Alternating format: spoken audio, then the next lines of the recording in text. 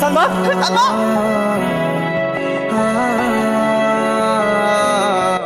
দাদা চলো, আমার হচ্ছে দেখে আমাদের দুজনকে মেরে ফেলবে।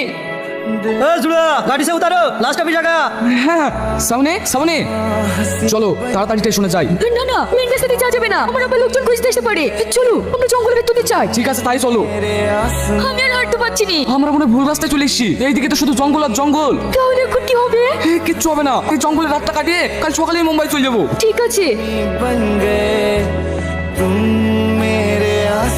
এই শ্রাবণী ওঠো ওঠো, সকাল হয়ে গেছে, আমাদেরকে আবার বেড়াতে হবে।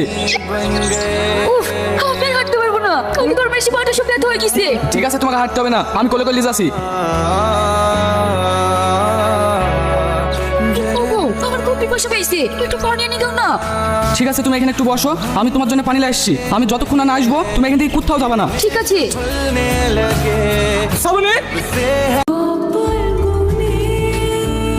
এই টনি, একটা জিনিস বলি তো, আমি ইনস্টাগ্রাম ছাড়বো। ठीक है मोबाइल दे, ले रेडी। হ্যাঁ রেডি।